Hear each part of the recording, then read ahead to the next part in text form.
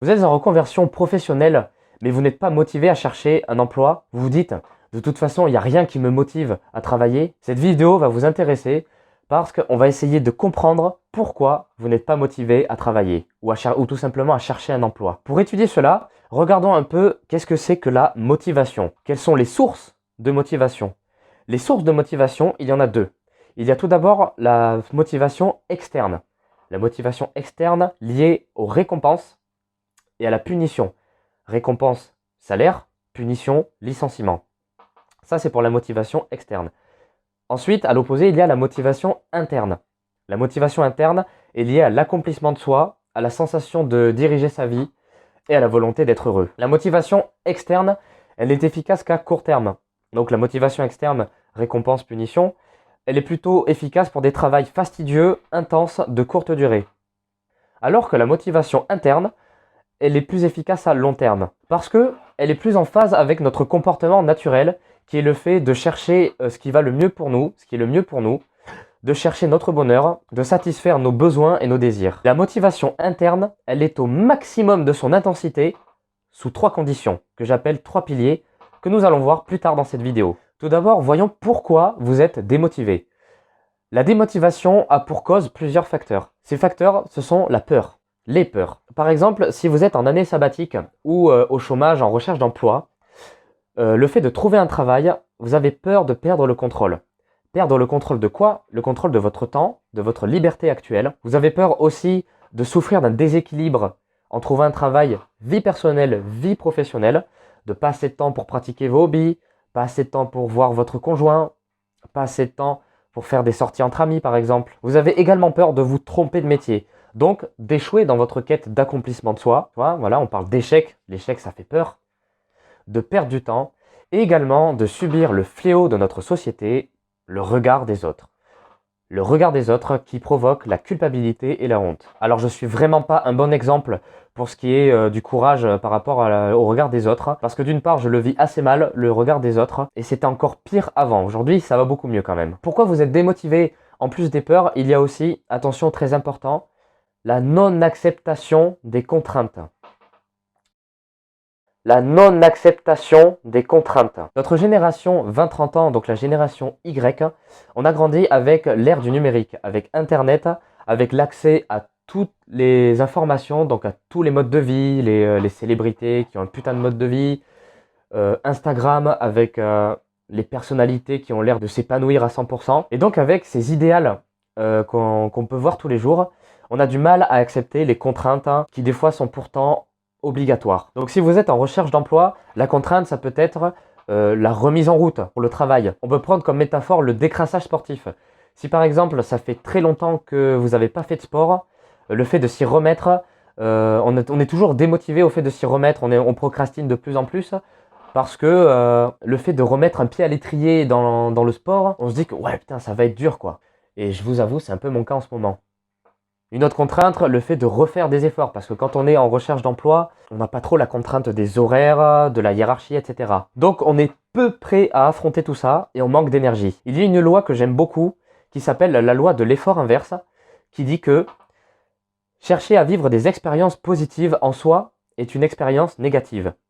Mais qui dit également accepter de vivre des expériences négatives est une expérience positive. Ça veut dire par là que si vous êtes dans la recherche du métier idéal, du métier parfait, où il n'y a pas trop d'efforts, une hiérarchie, un patron parfait qui est super compréhensif, des potes partout, des collègues super sympas, c'est une mauvaise expérience parce que vous finissez toujours par être déçu à un moment donné. Et donc cette loi dit que si vous acceptez ces contraintes-là, ces contraintes du monde du travail, ça va être beaucoup plus facile d'atteindre l'épanouissement. Il y a aussi le paradoxe du choix. Le paradoxe du choix qui dit que plus on a d'options, moins on est satisfait de notre choix.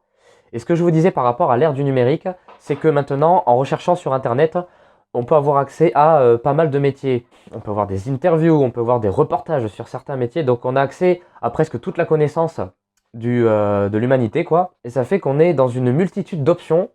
On peut faire ça, on peut faire ci, on peut aller dans l'agriculture, on peut aller dans la comptabilité, dans le marketing, etc. Et ce paradoxe du choix dit que si on prend une décision, on est moins satisfait que s'il y avait peu de choix. Et donc ça a quoi pour conséquence tout cela? Ça a pour conséquence le refus de choisir pour certains, le refus de tenter des expériences, de faire des stages, parce qu'on se dit, on a peur que ce soit le mauvais choix, voilà, le refus de s'engager, etc. Et donc tout ça, ça provoque le manque d'enthousiasme. Et le manque d'enthousiasme égale le manque de motivation. Et c'est important de savoir pourquoi on n'est pas motivé, parce que comme on dit, problème trouvé, à moitié résolu. Mais alors c'est bien beau de savoir pourquoi, mais quelles sont maintenant les solutions pour se remotiver à trouver du travail? Eh bien, il n'y en a pas 36. La solution, c'est d'accepter les contraintes de la vie professionnelle. Alors je dis pas accepter n'importe quel métier, ou alors délaisser complètement sa vie perso. Et là, je sais ce que vous êtes en train de vous dire. Vous êtes en train de vous dire, accepter les contraintes, putain, c'est dur quoi. Mais parfois, il faut faire preuve d'un peu de résilience et d'acceptation. Alors quand je dis accepter, je parle par exemple d'accepter les missions peu enrichissantes en début de carrière. Mais pour ça, ça nécessite de visualiser sa direction dans son entreprise et l'évolution que vous pouvez avoir. Par exemple, le poste que vous pouvez atteindre avec vos efforts. Si vous en parlez à votre patron et qu'il vous donne des réponses, vous serez plus enclin à accepter les motivations peu enrichissantes du début. Il s'agit aussi d'accepter de trouver un travail alimentaire en attendant de trouver le travail de vos rêves. Pour cela, je vous recommande d'intégrer le métier alimentaire comme une étape dans votre projet de vie. En gros, ne voyez pas ça comme un obstacle, mais comme une étape nécessaire pour trouver l'épanouissement, le métier de vos rêves. Et plus généralement, acceptez que l'insatisfaction est partie intégrante de la nature humaine. Il faut comprendre aussi que le confort, c'est l'ennemi du progrès. Alors je sais que évidemment, tout le monde n'aime pas être insatisfait. Mais des fois, c'est un peu plus grave. Il y en a qui ont peur, la phobie de l'insatisfaction. Et du coup, ça les bloque. Ils ne recherchent plus d'emploi. Ils ont perdu espoir dans la vie professionnelle. Et moi, j'aimerais bien, à travers cette vidéo, de débloquer cette croyance que vous avez. Donc même si ça peut vous donner un brin de motivation pour vous pousser à rechercher de nouveau un emploi, j'en serais content. Et je sais que l'acceptation est un gros effort mental. C'est difficile. Mais il va falloir apprendre à lâcher prise. Il va falloir apprendre. Vous vous souvenez, je vous avais parlé en début de vidéo de 3 piliers. La motivation intrinsèque se base sur 3 piliers.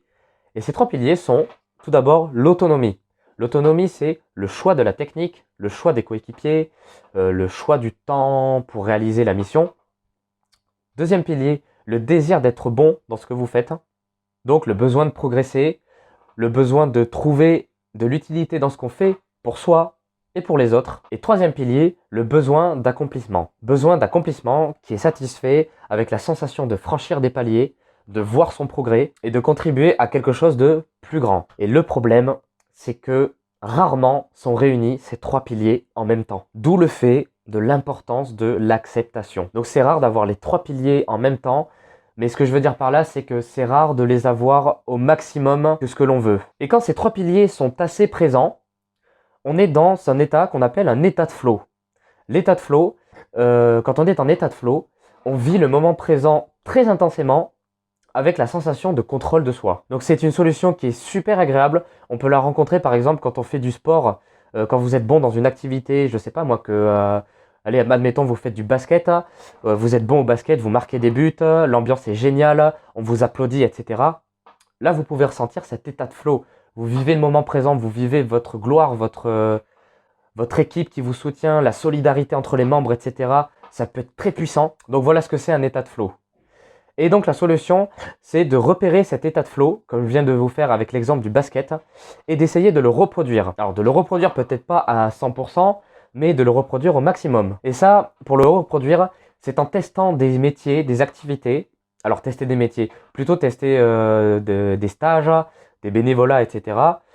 Et repérer les moments où on a cet état de flow. Parce que c'est un bon indicateur de ce qui nous convient en fait. C'est un bon indicateur de ce qui nous accomplit. Et un autre petit tuyau que j'aimerais vous donner, c'est de pouvoir changer son point de vue sur une situation.